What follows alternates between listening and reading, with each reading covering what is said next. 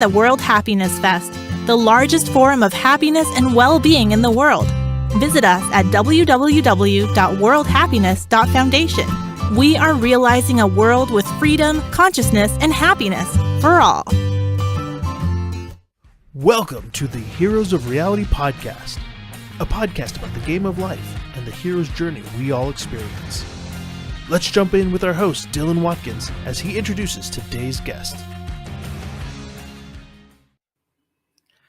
Welcome. Do you want to know how to design systems for human transformation education? Well, in this podcast, I have Dane Maxwell, a serial failure and sometimes entrepreneur. He asked for me to introduce him that way, although I have a hard time saying that knowing his background. He's also the author of a best-selling book, Start From Zero, that you can find on Amazon, that teaches you how to make building businesses pleasurable by following your heart.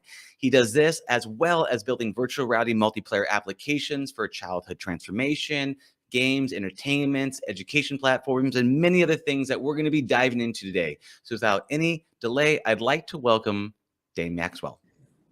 Yay. Hey, brother. Hey, Dane, it's good to see you, brother. I'm excited to chat with you, man. Talk to you about all things human transformation and education, because ultimately, education is just really the next step to transformation. And so, I'd like to just kind of dive just a little bit into kind of like your personal journey as an entrepreneur that kind of got you to transform yourself along the way with education. Oh my God. I don't really know. I mean, I can tell you the reason I did entrepreneurship was because the transformation. It was, well, I wanted at the beginning, I was quite selfish. I was like, I want to make a lot of money. Yeah. And then I started doing that and I was like, this isn't doing what I thought it would do for me. I want to help as many people as I can. I was like, this isn't really doing it for me. I actually want to help myself in the process. And as soon as I included helping myself in the process, I started working on things that were like 100 times bigger and like much more intimidating. Like I was going to say 100 times more intimidating. Probably 100 times more intimidating because the stuff I was doing before wasn't intimidating in the way the things that I'm working on now are. And you know, anything that my ego would have like loved to be adored about, the world that I'm playing in now, like what I was reaching for when I was driven from survival instinct. You know, Maslow's hierarchy is such a real thing, and so when I was driven from survival instinct, I had different dreams. And then as I moved up to the pyramid into the actualization, and I switched into help myself and help others, these missions that are 100x bigger, 100x more intimidating, 100x more pleasurable. And you might be wondering, like 100 seems like a lot, but at the same time, the other things I was doing weren't even close to as pleasurable. They were good, you know. But. Yeah.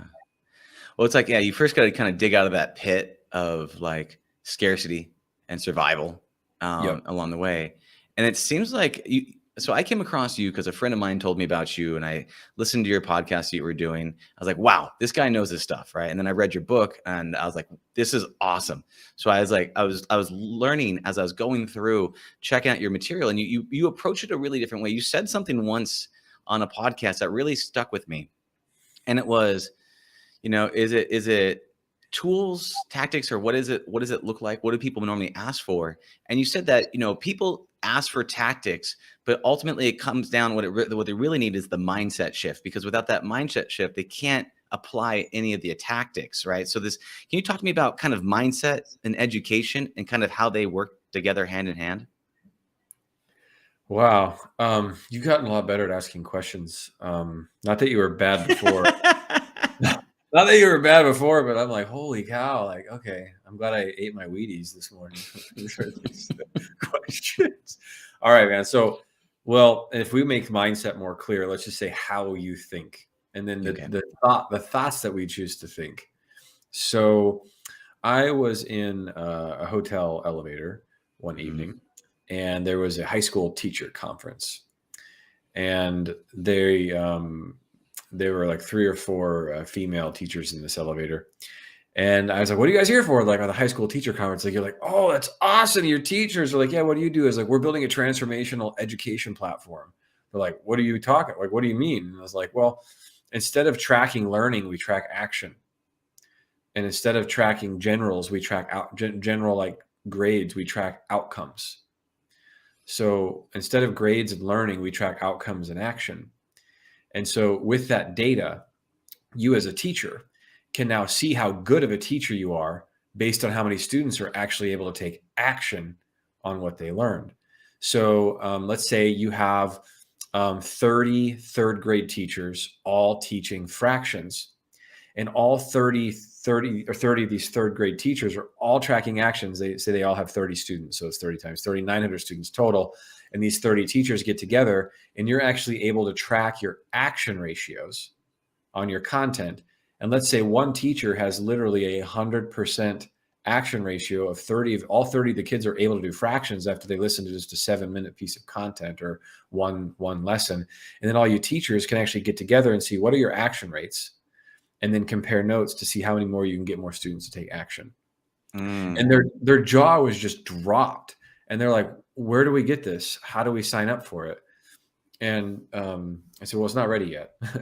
but that's the passion, is what can we, so in terms of mindset, like you could say like a tactic would be track action instead of learning. But the thought process behind it is what you can do when you track action. You can actually measure your effectiveness as an educator. So if you want one metric, just one metric to measure your effectiveness as an educator, and it's a metric that you have like control over, and it's not like, say, an outcome, because that has a lot to do with how much personal responsibility the student's willing to take, you not getting more invested than the student is, and then becoming part of the dysfunctional mess because you want it more than they do. There's a lot of things that, like, so you got to pick the right metric to track. So the metric you want to track as an educator is the action ratio. So if a bunch of people listen to your hour-long YouTube talk or your 30-minute speech or your 25-minute podcast, and you're actually able to track, I had 15% of my students able to take action on this content. And then you actually go and look at it, like, why only 15? Why not 30? And then you go back and you like change it up and make it simpler and make your content more clear. And now your action rate doubles from 15 to 30. You just doubled your effectiveness as an educator. You've doubled the impact of your legacy. And you've done it all through measuring action. And then when you get to meet with other educators in similar degrees and compare who has highest action taking rates, you can actually really, like, if you sit down and say, how can I design a piece of content for the highest level of action? You'll sit down and design content that is remarkably different than if you say, like, how do I teach this topic? Like, that's kind of what an educator will do, right? It's like, how do I teach the topic? Versus like, how can I get someone, what's the outcome of this topic provides? Okay, how do we break that topic? How do we break that outcome down into actions? And then what's the content they need to take that action? So what I like about that is the typical way, the old school way of teaching, right, is I'm going to stand on a soapbox and I'm just going to talk. And you're just going to take a bunch of notes, right? And then, go off and maybe do a thing. Right. And so that's not, whether or not I read you the entire book doesn't mean anything if you don't apply it. So you're talking about the difference between the gathered knowledge versus like the applied knowledge. It's like innovation versus applied innovation, right? It's like, it doesn't matter if you actually create a thing if no one's using it and no one actually takes it in, which seems to be one of the hardest things. And one of the things you said that was really cool there is you looked at it and said, okay, the point of education isn't to educate. The point of education is an outcome, right? And we're looking to get an outcome. And if we look at the people that are the most successful at achieving outcomes and swap notes and understand what was their process to get those outcomes and what was their mindset, that was like, oh, I want to get all of the people that I'm teaching, all the people that I'm educating, all the people that I'm transforming to become a new way. The way that they do it is by taking action, right? Because you got that whole kind of it kind of goes from you take an action to you kind of have that as a habit before then you also get like an identity or a way of life. Can you talk to me about the steps or the process from going completely unaware of a subject to actually having the identity of being that type of way of life? Because there seems to be a path along there, and action is the way to get there. Okay, so imagine. Well, this is only a theory. I haven't verified. Well, I verified this one personally, I think. If let's just say you're going to design 2 programs, and the program is essentially, outcomes are really difficult to define. By the way, like everybody I work with, and myself included, when it comes to all of our own programs, and we're like, "What's my outcome?" We're all like, "Happier." That doesn't work. Happier doesn't work. Happier in what context? Happier in your intimate relationship. Happier when you open your bank account. Even then, is that clear enough? No, not quite. Like, oh, all right. So we're going to allow couples to sustain a 20-minute conversation, a one-on-one conversation without any distraction, any phone, anything. And they're going to set a timer and just look and talk to each other for 20 minutes. And they'll have no conflict. They won't have any fighting. And they'll be at peace the whole time. We're going to say that, like, that's it. And then you're like, what? Is that an outcome? I don't know. And it's like, then you're like, shoot, how do you do this outcome thing? And that's what we're exploring is how do you do outcomes? So generally speaking, you start with your best guess of a general one, and you just kind of keep going. But I'll tell you, when you nail an outcome, you can actually change the world. Like there are hospitals that understand this. They understand the importance of outcome. And so hospitals are like, all right, we are going to shoot for every doctor washes their hands within 2 minutes of stopping seeing a patient. And that will allow us to reduce the spread of disease by 85%. And it's like a doctor, like they set this outcome up, and it's so clear. And now and now they give nurses a behavior to remind the doctor. And so, and then they train the nurses on the behavior, because nurses are lower status than a doctor. So they're afraid. But now they have this clear outcome. Nurses are trained because the outcome's there. Is huge transformation. So let's take, because you asked about identity. So I'll bring this up, and you can synthesize and take this wherever you want. Sure. So say you want to have a general outcome, which is like teaching a man to be more capable in a kitchen.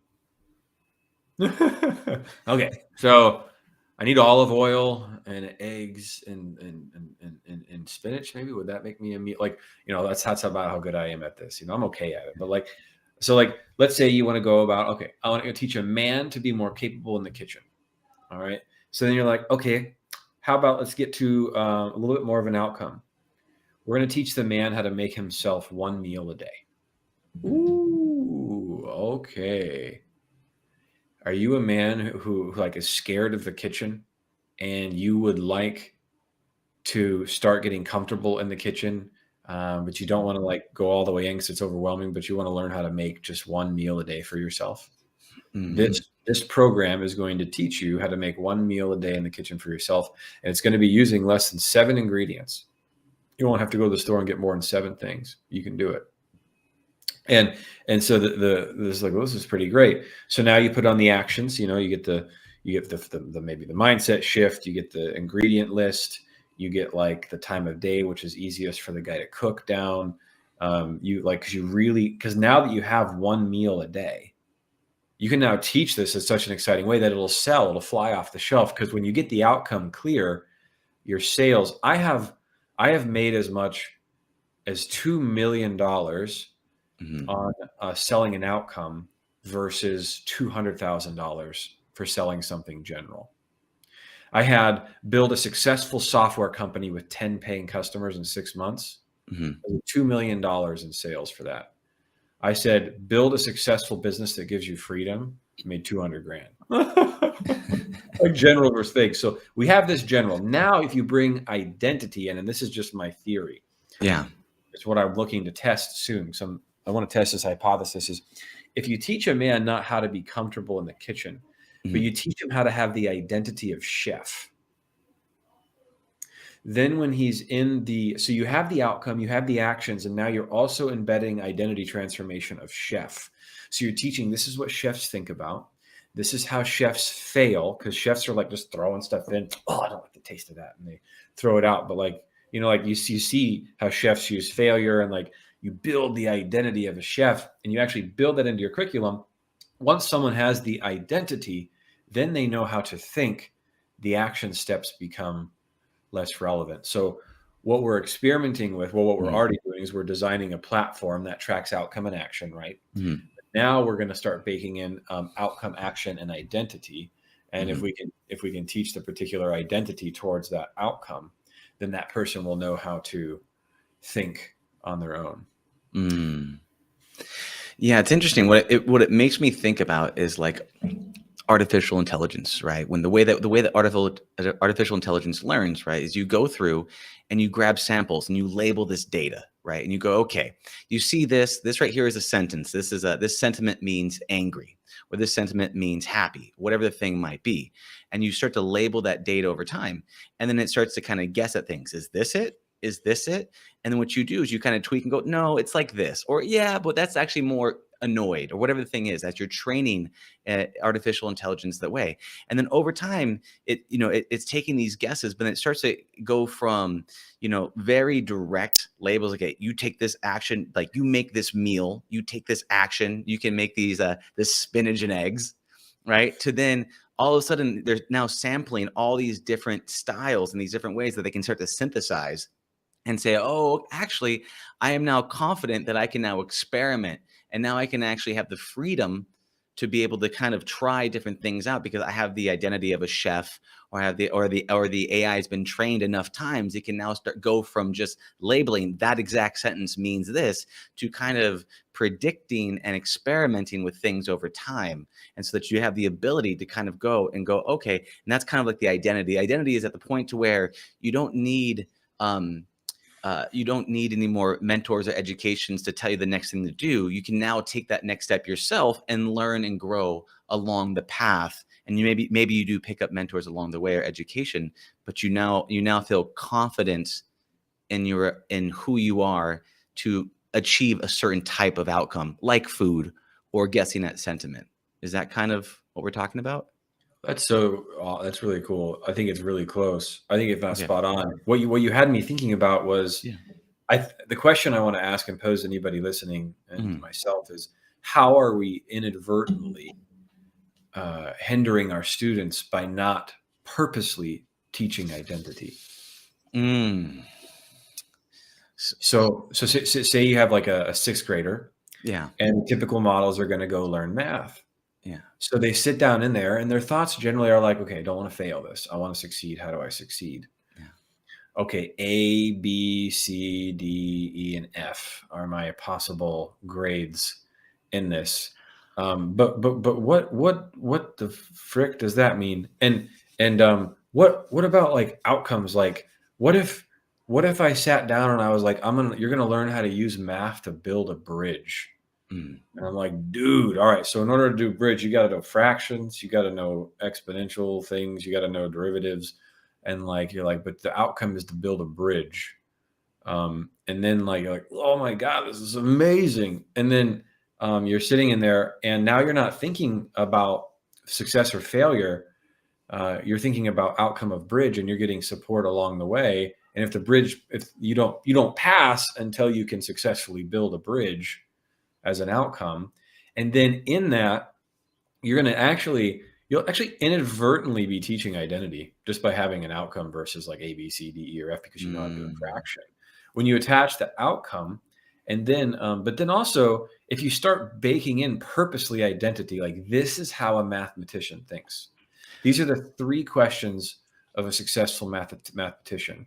And you're talking about just like rock star, superstar students coming out of a program like that, and a waiting list of the kids like, I want to get in there and do a bridge, man.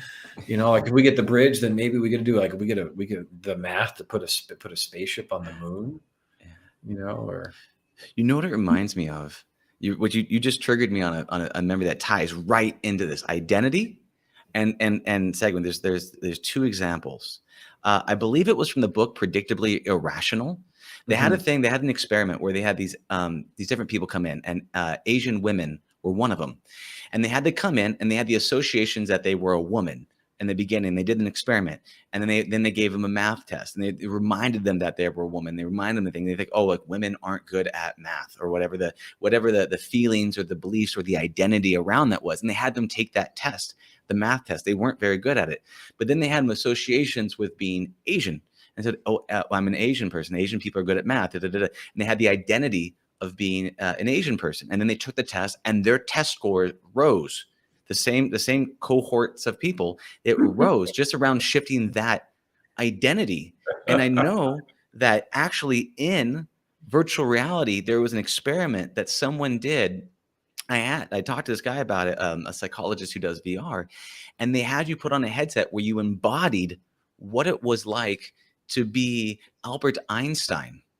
And you look down, you could look in the mirror and you could see your like big puffy white hair and your silly white mustache. And you're like inside this room, and you got all the books on the shelves and the chalkboard with the chalk on it. And you look down, and then they had people take math tests after that, and they actually scored better because they felt what it was like to have the identity of Albert Einstein. And so while you can embody that and be that and just choose what identity you want to have, you can also kind of recreate that by using virtual environments or other types of priming. And I know you do a lot of these things around priming and education and things. So can you, can you talk to me a little bit about that and what's your take with that? I guess I want to make the invitation that if anybody wants help in thinking about designing, if anybody's in education anyway, and they want to help designing a curriculum with an outcome, just if I have the time, I can just reach out to me and I'll do what I can. Just wanted to mention that because the math and bridge example is so good that it could be. I mean, if we could have programs like this in the world, it would be a pretty exciting place to live in education. Yeah. So I was thinking about this interview we're going to do, Dylan, and I was thinking about a sentence, and I think what's happening is as educators, we're inadvertently damaging our students' self-esteems in very, very long-term ways. And I think we need to really think carefully how to design systems that bring out the best in our students. And that was the primary core of the question of this software platform we've been building is how do we design systems that bring out the best in our students? And so making it an outcome, tracking action instead of learning, letting other students see the actions other students are taking so they can learn from those actions, letting students share tips on how they completed certain steps so other students can see those tips and students can teach students and bring some alleviation on the educator. And yeah, I don't think that had anything to do with the question you were asking me, though. No, I do like the sharing tips and helping people guideposts. I mean, there's ways to motivate people along the path, right? So you're talking about outcome oriented situations, and also you're talking about priming. A lot of the things that I've seen, because I know you have you had a program a long time ago called The Foundation that was, I know you made, well over a dozen millionaires or more going through the programs. And a lot of things that you've done was priming their mentality, their mindset to be able to go into it, because there's a lot of things with fear and self-judgment and shame and frustration and things that all limit people from actually just being able to take that action to get that outcome, to move forward on that, right? And so I think when we're talking about the transformation, and we're talking about the examples with the female Asian woman or the Albert Einstein, really what I want to lead you into is you do a really good job at priming people's mindsets and mentality to be able to shift them into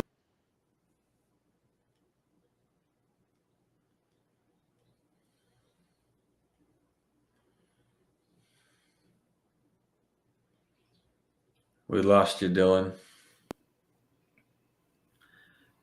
There you are. Yeah. Oh, I must. Sorry. I looked like I had connections issues, and immediately my connections dropped to 1 bar. Not too sure why. We'll put this whole thing together. But I don't know on the last thing that I left off on. But I'm gonna try to bring it back again, and then we'll just stitch this back together here. Priming people. Yeah. Okay. So priming people. So you've done a really good job at priming people to get them to feel safe enough to take that brave step forward, because a lot of things that stop us may not be necessarily, we don't know what action to take, or sometimes we get in our own way, whether we're fear, shame, guilt, worry, or distractions, right? So can you talk to me about priming people, and whether it's priming people with an identity or in some sort of affirmations or what it looks like. But can you talk to me a little bit about how you use priming to educate people? Yeah, that's why I answered. That's why I said that thing about designing systems that bring out the best in our students. That's why I said that earlier. So when you're talking about priming, is like from the ground up, you design a curriculum. Like, it's really interesting. It's like how typical education is, like almost unconsciously done. And the pattern is, how can we see which of our students are good or suck at a subject? That's kind of like how it looks. It's like, all right, here's this, and we're going to evaluate how good you are. That is such crap.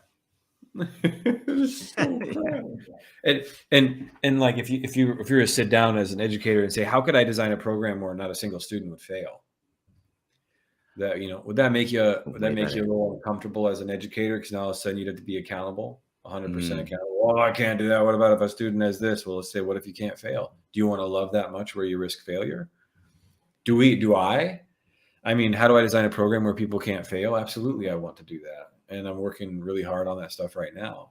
And so in terms of priming people, it's, as an educator, it's taking so much love and care that the curriculum is designed to bring out the best in the student. So you prime students by giving them, it's pretty simple. I mean, you give them an action, however impossible or simple it is. And then you ask them what kind of things they start thinking about and what kind of things they think about themselves as soon as they're starting to take that action. And then you work with them on the belief level every time, if you can get to the belief level as quickly as possible, because the brain doesn't seem to know how to undo itself. So if someone is asking a question about an action, they're generally coming from most of the time, not all the time, they're coming from a belief structure that's asking the question in the first place. So you're actually answering the question that the belief structure has, when you can actually just change the belief structure, and then the question's gone and they're just doing the action. Yeah. Okay. Well, you said something that I want to highlight and I want to talk about is like, okay. just change the belief structure. That right there is it's like, just diet and exercise. So can we dive into one first? How do you uncover it? So one, you talked about a good thing about as an educator, you uncover it through resistance to taking action. Okay. So you're okay. So like, okay, this person's being resistant for whatever reason. There's this obvious step. You just jump to the next step. And they say, well, I can't because my shoes are red. I can't because I'm left-handed. I can't because whatever the reason by. And so then we talk about I'm not good at math. Yeah. Yeah. So if you look at that and how do you change someone's belief structure? Depends on how gnarly the belief is. If we had a gnarly scale, if it's like a 6 out of 6, I'd probably send them to a therapist. Yeah. Oh, it's okay. If it's like a 3 out of 4, then I would probably just use Byron Katie's process from thework.com. If it's on the more severe side and it's like held in place by pretty thick emotion, then we would move emotion. So the thoughts are a little more flexible. And then you also really, really need to be aware of the person's level of unconscious willingness to shift the belief. Otherwise, you'll be fighting against a belief that doesn't want to shift. So you have all these in mind, but like, it's like it's sometimes they're really easy, and then sometimes they're like maybe years away from wanting to change a belief. So I think willingness, readiness, and ability to actually change it. Like small examples, like my top students, they get this right away, and then they like never have a question for me ever again. Like I'll have students, like literally, like my top students, they like stop asking me questions altogether as soon as they get this. Do you have an example? Can you tell me? I mean, you don't have to use the person's name. Just give me an example of you were doing this happened, and they did this, and this was the result they got. No, yeah, I'll give you a specific example with a specific name. Sure. So the guy's name is Carl. His full name is Carl Mattiola, And he is very, very, very successful now. And he was very, very, very, very shy. We have his first video of him speaking on stage, and he's making his first $4,000 per month. You know, he's multiple millions a year now. It's just insane to watch. Well, it's normal to watch, actually. When you do what he does, it's normal. It's not insane. And be careful with my language. So he's on stage at $4,000 a month. He's like, "Hey guys, I'm Carl. I'm doing $4,000 a month now. I guess it's pretty cool." Like that's how he is. And then you get him on stage and he's doing $100+ a month. And he's sitting back in a chair. He's like, "Hey guys, so yeah, we're over $100,000 a month now." Completely different. Completely different in his expression. And we were on a Q&A call, and students were asking questions. How do you send out like a cold email to someone without getting rejected? And how do you phrase a subject line? And how do you pick the niche to send the people to and the emails to? And all these questions. And every single person that had a question, I would never answer their question. I would go to belief structure, find the belief structure, work with them to shift the belief structure. And once the belief structure would shift, their question was different.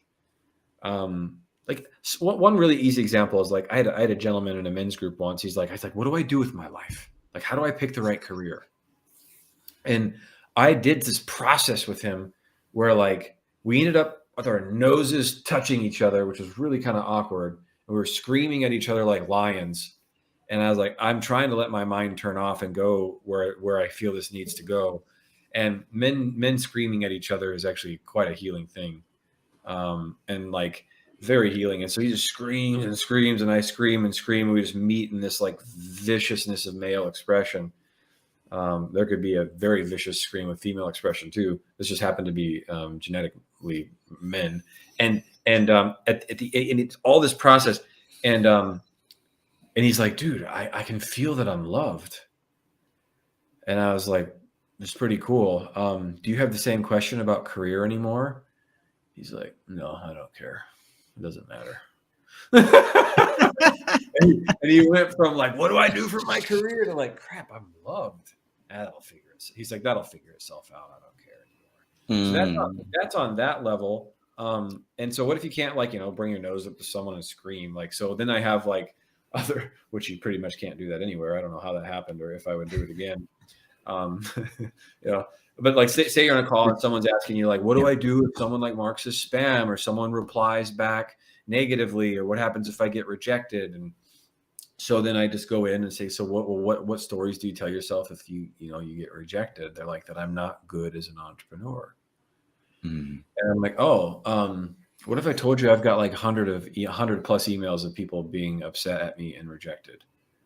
And they're like, "Oh, so it doesn't make me a bad entrepreneur?" And I'm like, "No." And they're like, "Cool." And then they'll go off and fire a bunch of emails.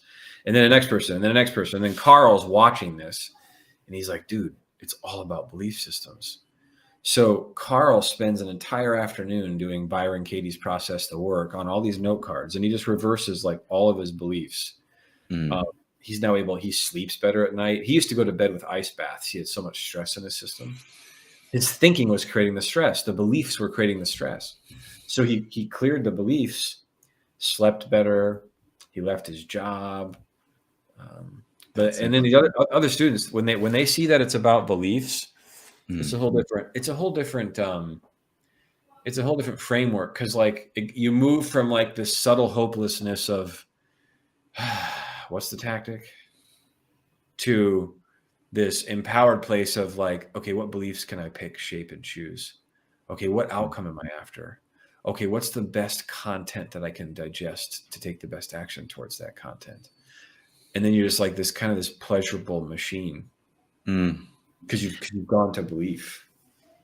That's so awesome, and it's so powerful. I'm really grateful that I asked you for an example because it was so much more tangible than they just work on belief systems, right? We learn a lot through hearing other people's stories and then realizing that it's possible for us, right? And then you see that and you're like, "Oh, if he can do it, I can do it," right? If he can shift his beliefs, then I can as well, or at least ideally. You know what? You know what I'm just realizing is like you could actually like get a pretty good gauge for how severe the beliefs are going to be if they answer yes to the question of, well, if you ask them, how important is this to you? And they say, and if they say this is incredibly important to me, then those beliefs are probably going to be wrapped around and strangling their heart. If it's that important to them. Because they don't have the freedom for risk. Their identity is like, if risk had its own identity characteristics, their identity of risk is death. Yeah. Like quite literally, because their nervous system is like, breathing will cease. Mm-hmm. I won't be able to bring down water anymore.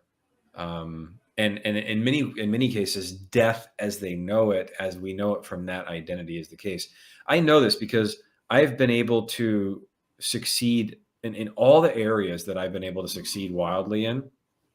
There's pretty much one common denominator in all of them. And in the areas where I have not succeeded is wildly, same opposite common denominator. And that common denominator is, well, coming up after this commercial break. No, I'm just kidding. It's the common denominator is I wasn't afraid to make a mistake. Yeah. Literally, I had no fear of making a mistake. Like if I run an ad and someone gets pissed, I'm like, I'll try again. Send an email, someone gets pissed, or like I get rejected or some spam complaint, I'll just try again. I create a landing page, or if a product doesn't work, I'm like, I'll just try again. But like comes to music, when I play music and I'm like, oh my God, if I screw that up, I'm done. I'm toast. I'll be hideous forever to all of humanity. And there's been such a fear of making a mistake with music. So I've got 3 music albums, and I'd probably have 10.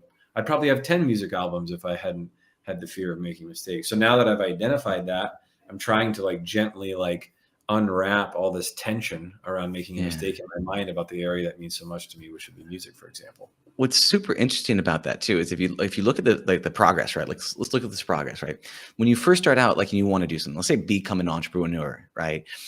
Your identity is so attached to wanting so desperately to become an entrepreneur and the fear of making the mistake that you'll never take any actions, right? But then when you actually do become a professional at the thing, entrepreneurship, professional songwriter, whatever the thing is, you don't care if someone doesn't like it because you've made so many times, you've been rejected so many times that you're so secure in that identity of being an entrepreneur or being another type of person that fear and doubt of them rejecting the thing that I produced is not rejecting me.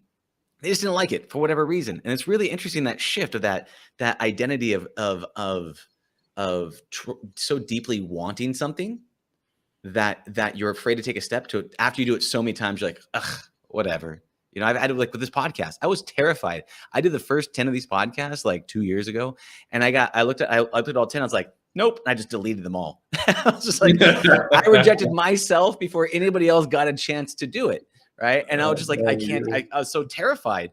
Right. And now I'm comfortable. Right. We have conversations. If we go into a place where we end up crying, or we do whatever, if I say something silly, Dylan, imagine if you taught podcasting. Uh-huh. So we already know the fear of making a mistake is if you can make it, if you can make a student excited about building a bridge that falls, have their excitement be towards building a bridge that falls. Because when a bridge stands, then you're done. You don't get to be on the adventure anymore. Right. And or something, so you bring podcasters in and you're like, hey guys, we're going to teach you to podcast. Guess what? You can delete your first 10 episodes. Do your first 10 episodes. You can listen to them and delete them all. You don't have to use any of your first 10. Can you feel how much action that would free them up to take? Yeah. It would just be transformational, because you would have through that story you would have inadvertently taken away the fear of making a mistake. Yeah, I mean, you're right, because you're writing for the waste bin, right? And I did them and I watched them and I was like, oh no, I think I literally watched them with a blanket, right? And I was peeking through the blanket hole, oh, I hope you don't stare at me.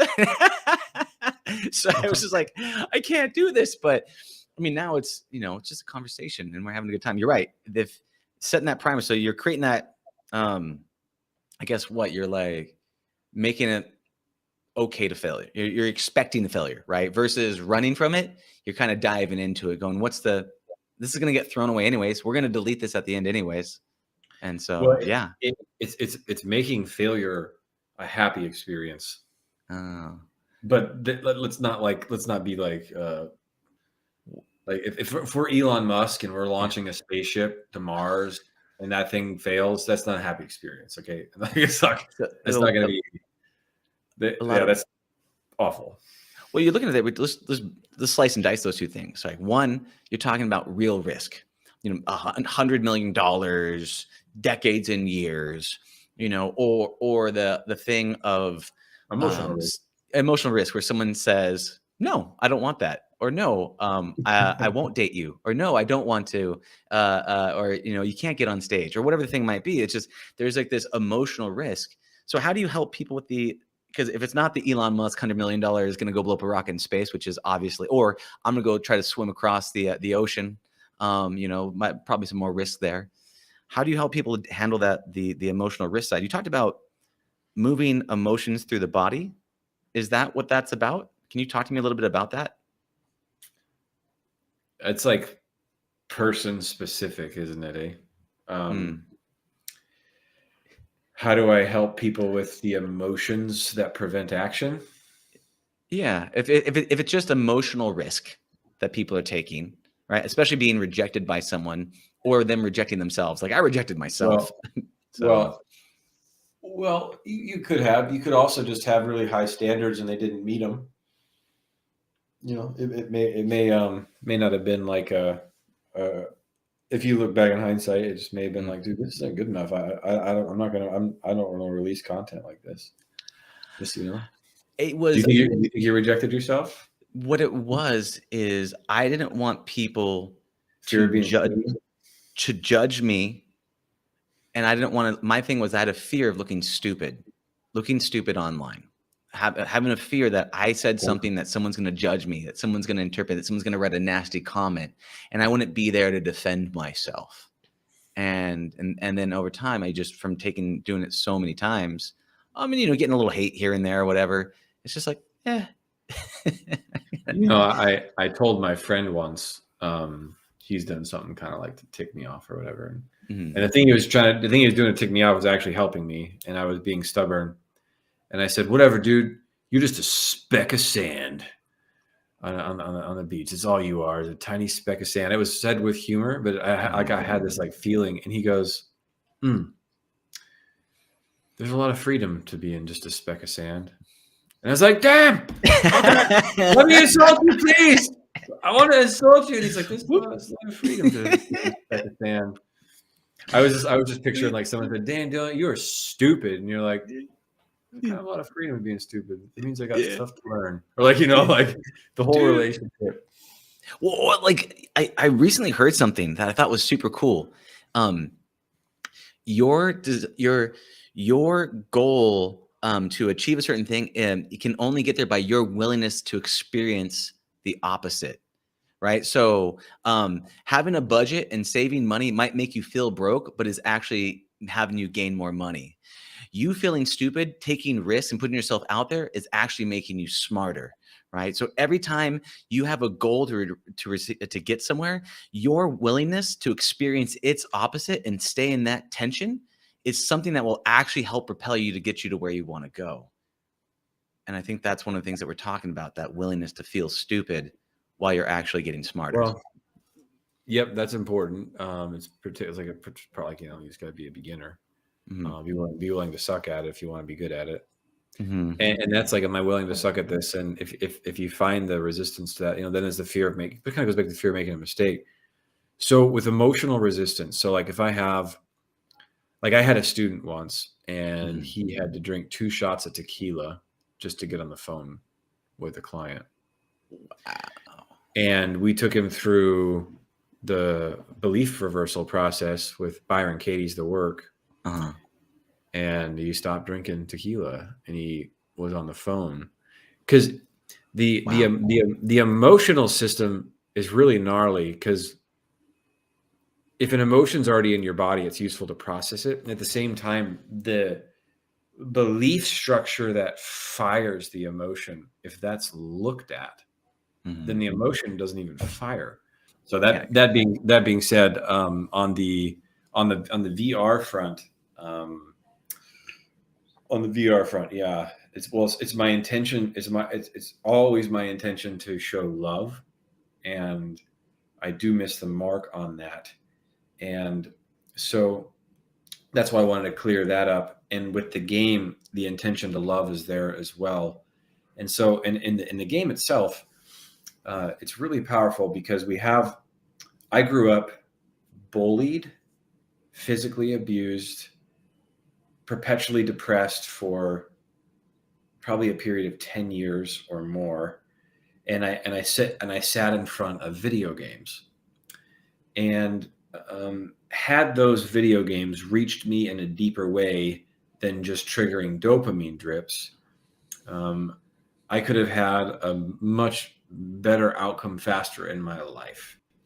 So I wanted to build a game that could have reached into my heart at that time of that age when I had nowhere to turn. That was the world was just not predictable enough for me to understand it. Like, you could randomly get jumped and bullied, or randomly piss someone off, or randomly get screamed at. I was like, this is awfully unpredictable. Let me find a world that has predictable rules. And I was like, okay, video game. A makes the player jump every time. I like this. Let me stay here. And if I was in that world, if I then got taught lessons on life, success, true success, like the success of listening to your heart, not the success of living to the desires that were manipulated by society, like success in the heart, happiness, practicing things like gratitude in a real and visceral way that bring more great things into your life. Rewiring thoughts in my brain where I'm angry to being thoughts of kindness. Helping encourage me on paths that were unique to my soul's expression. Like a literal seminar in a box for a video game, in a video game. So that's what I wanted to build. But I got to be honest. I mean, I was kind of just after making a fun game. It wasn't without this gentleman here, Dylan, being like, Dane, what's your higher vision for this game? I know what your child's vision is for this game. Can we bring your higher vision in for this game? And when you asked that, Dylan, I said, I want to bring kindness into competitive shooters. And that's been the purple cow, if you will, because that contorts people's faces, when I say that. They're like, kindness into a competitive shooter. And I was like, hey, I'm just as confused as you right now. And I'm willing to sit on the edge of that confusion and try and lead something that's very uncertain. So imagine, for example, teaching imagine getting a young child, or I'm building the game that I want to play now. So I'm 38 and I'm building the exact game that I want to play, but it'll also work really well for 14-year-olds. So imagine a light, bright, happy environment that looks very playful, like a Nintendo vibe. And imagine really fast-paced, competitive, multiplayer shooter arena gameplay that doesn't look violent. It doesn't look toxic. It doesn't evoke aggression in any way. Like, a lot of games that are shooters are designed to evoke aggressive behavior. The entire narration from the starting menu is or there's skulls in the background when you load up, or defeat, failure, dominated.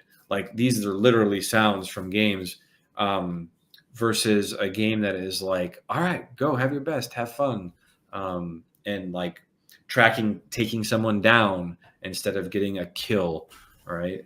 And little things like that, bringing this language so that we have a healthy outlet for the aggression that's in the system that wants to just aggressively compete, but it's healthy. So imagine taking a 14-year-old, putting them in that environment, and then they go and it's like, all right, you're about to go play in the latest arena. It is the coolest arena you've played in yet. In order to get into this arena, you now need to take your first positive brain challenge to become worthy to step in this arena. Because every player in this arena is currently working on their positive brain challenges. And we may work on the language of positive brain challenge, but that's what it actually is. So they say, okay, yes, I want access to the arena. I'm going to do this positive brain challenge. And say, all right, you're going to take a gratitude challenge. And what we're going to do is we're going to teach you how to practice gratitude when you don't get your way. So if you get downed in a game, if you get taken out, if you lose, we're going to show you how to be grateful for that moment anyway. And systematically, we're going to build this into a questing system that will you'll be able to track and self-report your gratitude, so you can learn over time, get help, and successfully complete a gratitude challenge. As you do that, you will be rewiring your brain to not get tilted when things don't go your way, but to actually be grateful when things go your way.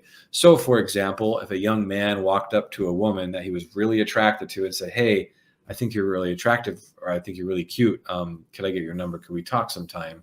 Or, "Hey, you seem really interesting. Could I get to know you?" And that woman's like, "No, thanks."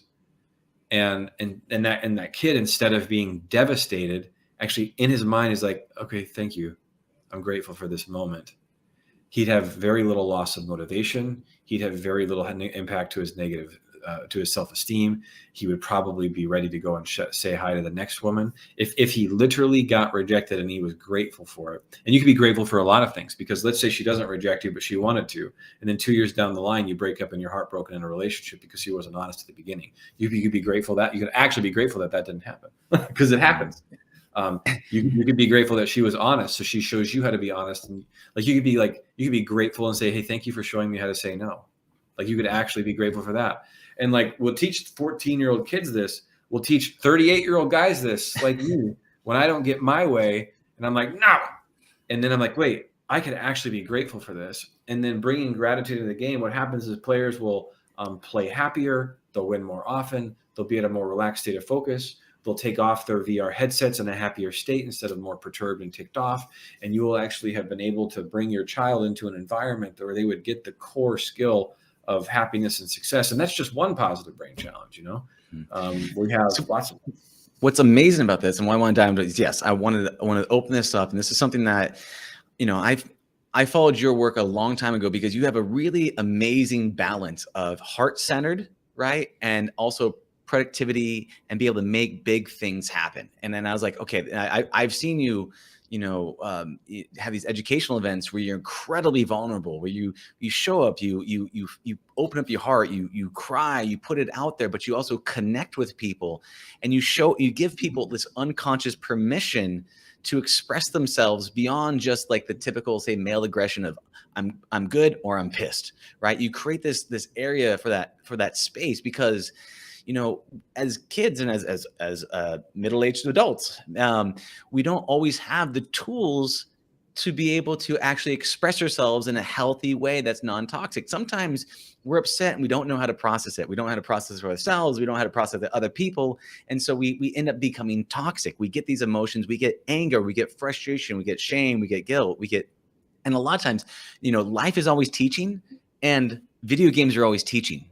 And so when people go through this, especially in a multiplayer experience, you're learning from the people around you. And so cultivating those environments and bringing who you are, and because who you are to me is this heart-centered dude, successful entrepreneur, who apparently says he's failed many times, been successful a couple times. But I know your track record, and I will speak to the saying that you are a successful dude, but you have so much of your heart that you bring in. But showing people that they can have a good time, and when things are bad, they can have that okay with themselves, and then showing them ways to be able to do that so that they can shift that belief structure, I think is helping that next generation of kids create that space and that freedom to feel, and giving that permission to express themselves in a way that is healthy and vulnerable and connected. And I think it's so beautiful, where you can actually have fun, have an amazing time, laugh, joke, play, compete, rival, and, at the same time, share your emotions with each other and share the experience, and shift that belief shift into a place that you choose, not just something that happens to you. And I think that's so cool about this game. And Arena Rivals is the name of the game. I know it's going to be coming out here soon. I believe towards the end of March, early April time is around that time frame. And I want to bring it up because I think it's critical. You do a lot of education. You do a lot of education online. I know with the foundation, you have these groups and these communities. You have this new online educational platform.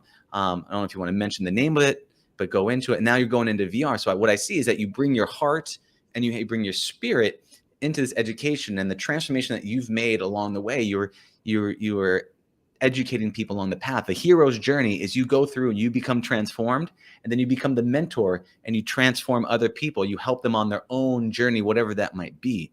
And I've seen you do it online, and I see you do it in VR. And so I wanted to, help share that story and help communicate that. And I think it's so beautiful that you've been able to do like all that you've done. So that's why I was really excited to get you on when I thought of happiness and education, I'm like, I'm getting Dane. I'm grabbing Dane. I'm going to bring him on here because of all that you've done, man. And so I feel honored to know you and be able to work with you on these things. Yeah, thank you. The software product is called resultjam.com. If you guys want to check it out, resultjam.com. Then it's goarenarivals.com as well. If you ever want to just check those out or share them with someone you think would find them helpful.